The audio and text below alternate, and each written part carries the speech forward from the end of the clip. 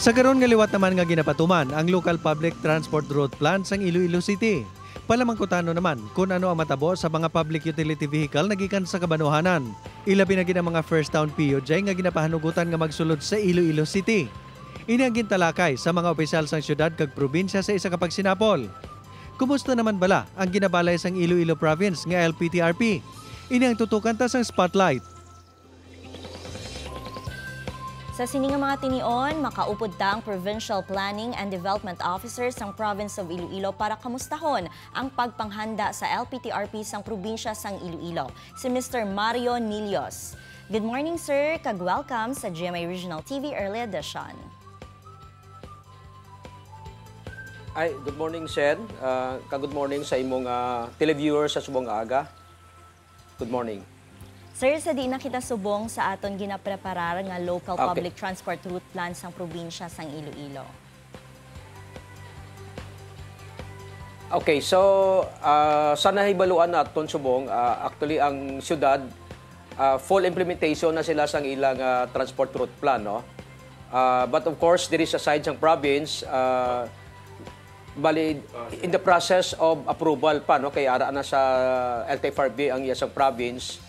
Kag we are awaiting for the approval. But of course, sang Lunes nag-meeting kita upod sa LTFRB, upod sa mga alliance drivers operators diri sa syudad kag ang city government, no, upod kay Colonel Garbanzos, kag gin kasugtan namon ang pag align, no, sang ruta o kung ang pag-implement sang iya sang syudad kag ang iya sang province.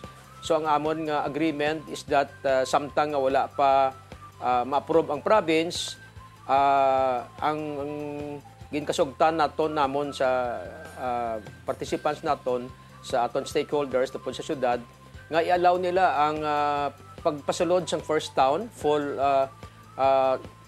full nga pagsulod sa first town nga mga aton nga mga modernized jeep during the peak hours, no, sa aga kag sa hapon.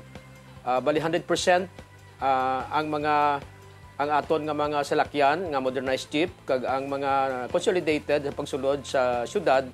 Pero during the off period 30% lang paagi sa car pass nga issue man sang city government. So, ang move naman sa province, samtang wala pa, gin-recommend sa amon sa LTFRB, kag DOTR, nga ma-simulation exercise kami, no?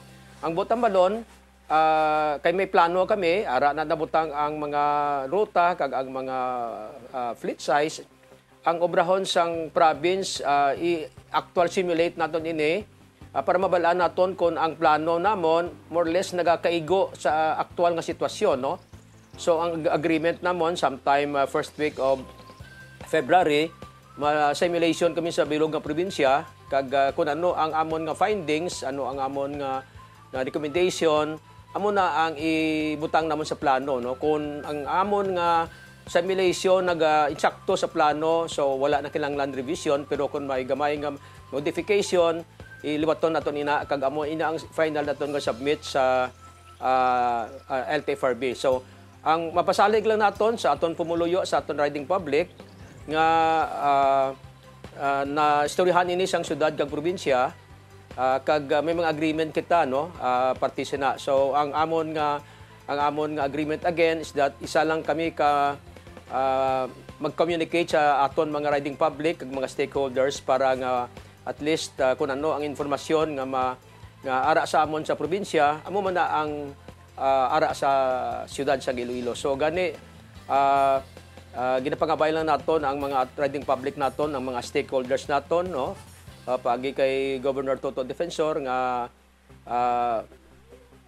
on the basis of the full implementation sa syudad na istoryahan naton ini, no, sa nga ang agreement naton nga 100% magsulod ang mga first town kag during the peak hours, no, kag 30% during the off peak, pero of course may may car pass nga ipa-issue sa ila sang city traffic management unit. Yes, sir, kaya ang importante nga makasulod gid ang mga first town jeepneys, no? Sa mga nagabiyahe naman, sir, sa probinsya, kamusta naman subong ang ila partisipasyon sa pagdihon sang LPTRP diri sa probinsya sang Iloilo? Okay, substantial ang aton nga consultation sina, no? So wala kami sa nakita nga problema sa probinsya, no? Kay siyempre kung tanawon naton may mga ruta man sila nga designate, no? Kag of course ang sa probinsya naman dira lang sila sa terminal, no? Kung sa Northern Iloilo sa Tagpak, kung sa Southern Iloilo, kung sa Central Iloilo ara sa People's Terminal, kag sa ITGSI, kag kung sa Southern ara sa Mohon, no? So but of course may kasugtanan kita nga ang ining San Miguel area, San Miguel, Alyusan, Leon. So I think may agreement kita nga may designated man sila nga terminal sa diri sa People's Terminal, no? Kag diri sa kag allow sila nga magsulod sa festive walk, no? Bilang terminal diri sa syudad sang Iloilo. Sir, may target na bala kita nga tion nga maka-implementar man ang Iloilo Province sang kaugalingon sini nga LPTRP? So amo ina siya, no? After the simulation, itanaw namon kung may mga changes o kung may modification, kag i-submit naton ina, no, sa DOTR. Kay of course ara man ang LTFRB, no, nga nagapud sa aton. Siguro of course mga sometime February matapos ang simulation exercise.